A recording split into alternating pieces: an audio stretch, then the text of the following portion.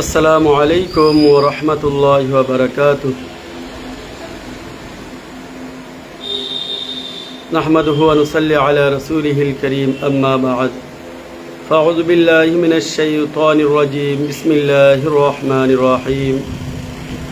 يا أيها الذين آمنوا استعينوا بالصبر والصلاة إن الله مع الصابرين ولا تقولوا لمن يقتل في سبيل الله أموات بل أحياء ولكن لا تشعرون. صدق الله العلي العظيم. قال النبي صلى الله عليه وسلم إنما الأعمال بالنيات أو كما قال عليه الصلاة والسلام. সমস্ত প্রশংসা আল্লাহ তাবারক ওয়া তাআলা, যিনি আমাদেরকে অতি ভালোবেসে মহব্বত করে এই পৃথিবীতে পাঠিয়েছেন তানারে ইবাদত করার জন্যে।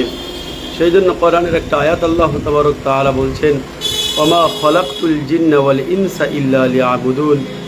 কেবলমাত্র শুধুমাত্র এই পৃথিবীতে আল্লাহ তাবারক ওয়া তাআলা মানব জাতি এবং ইনসান জাতিকে আল্লাহরই ইবাদত করার জন্য পাঠিয়েছেন। সেই জন্য সারা বিশ্ব থেকে যেসব বন্ধুরা আমার এই ছোট্ট ভিডিওটাকে দেখছেন, আমরা এর মাধ্যমে একটাই উদ্দেশ্য, যে আল্লাহর বাণীগুলো মানুষের দ্বারে দ্বারে পৌঁছে দেওয়ারই উদ্দেশ্য।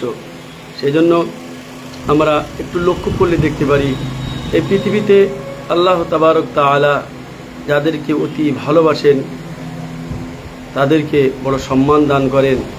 দুনিয়াতে সম্মান দান করবেন, কবরেও সম্মান দান করবেন, আখিরাতেও সম্মান দান করবেন। সেই জন্য আমরা মুসলমান। আল্লাহ তাবারক তাআলা অপর এক আয়াতে বলছেন, ওয়ালা তাহিনু ওয়ালা তাহজানু ওয়া আনতুমুল আ'লাউনা ইন কুনতুম মুমিনিন।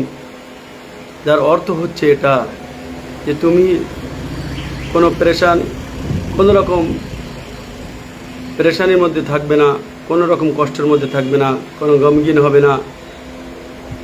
তোমাদেরকে সর্বস্তরে সম্মানের আসনে বসানো হবে। সেই জন্য প্রিয় শ্রোতা মণ্ডলী, আল্লাহ তাবারক তাআলা যাদেরকে ভালোবেসেছেন তাদেরকে মহব্বত করেন, দুনিয়াতেও মহব্বত করেন, আখিরাতে তাদেরকে জান্নাত দান করবেন।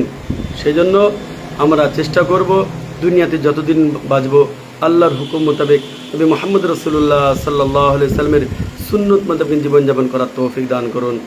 ওয়া আখিরু দাওয়ানা আনিল হামদুলিল্লাহি রাব্বিল আলামিন। শেষে একটা দোয়া করব, সারা বিশ্বের দূর দূরান্ত থেকে যেসব মুসলমান ভাই ও বোনেরা আমার এই ছোট্ট ভিডিওটাকে দেখছেন,